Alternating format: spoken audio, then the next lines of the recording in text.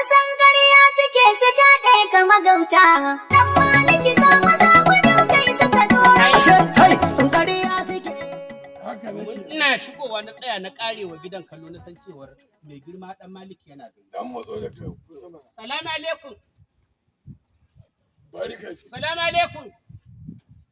Salamu alaikum. Allah kara alaikum salam. Allah ya mu. Allah ya mu.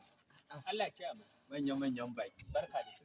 Sarkin gida ke. Barka da. Dan maliki yana nan ko? Dan maliki yana. Yawwa. Ai ina shigowa nace to tunda na shigo gidan nan na san cewar mai girma dan malikin Kanams yana gari. Kare da gaske. Honorable ba? Mai girma Honorable Yusuf Adamu Babayo. Gagdi yau. Iya nan ko? Yana nan. To shikenan. Yana nan. Ka shaida ni ko? Na gane ka. Ni ne sarkin yaƙi. Malam Malam Daushe nake sarkin yaƙi. Indai ka shiga garin Kanams. To indai kana neman sarkin yaƙi a siyasar jam'iyyar APC. Kware da gaske. To ni ne lamba ɗaya. Mun zo gani wakilin jama'a na Kanams. Ni ne sarkin noman fanshi. Mutumin da honorable member ya aiko da kayan abinci a gidana ake saukewa ake raba mutane gida a fanshin shugaban. Ai tuntuni na gane kuna zuwa nan na gane. Ai baka sani ba.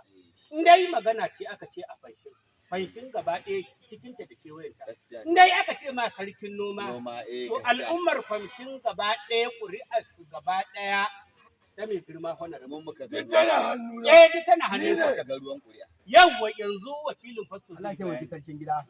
Wakilin fasto. Ya fasto yana nan lafiya. Yau yake ya ma ce a gaida honorable. Masha Saboda Allah. honorable ya tara su lokacin da ya je kai. Wannan gaskiya. Ya yi bayani duk muna nan. Ya ce tsakanin musulmi da kirista. Zauna Abu lafiya ne ba. ɗaya, ƙasa ɗaya, kowa ɗaya, Yare kowa ɗaya.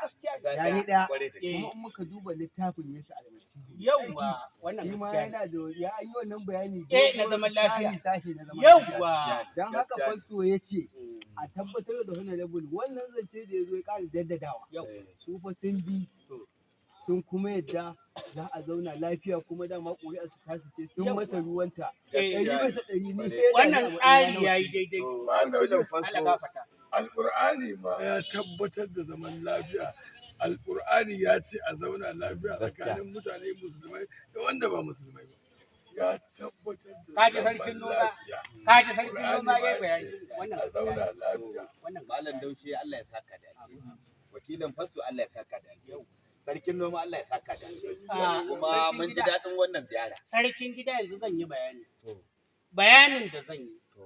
Wannan daga kanke yake. Shi kuma wannan daga fanshin yake. Gaskiya ne. A sarkin gida.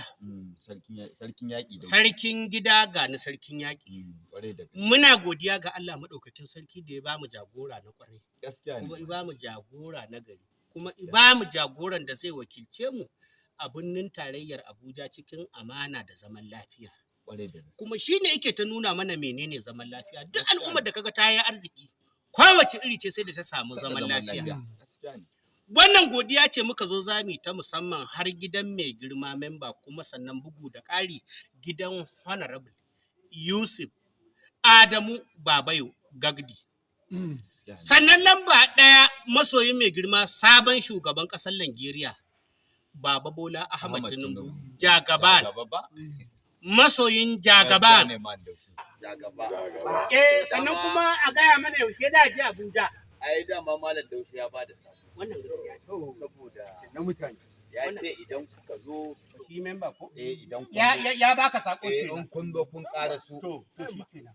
ga gurin da za ku ɗan samu. Kai da mun komin yabo ku da wallahi. Kuma Ai gaba ɗaya mun mun ruwa akwai manyan riguna da aka tanada. yau za mu watsa ruwan kenan. To shi kenan. Kuma ga guntun abinci. Bari mu ta abinci. Bari mu ta abinci. A shigo ta abinci. Sana'a ya babbai wa mata.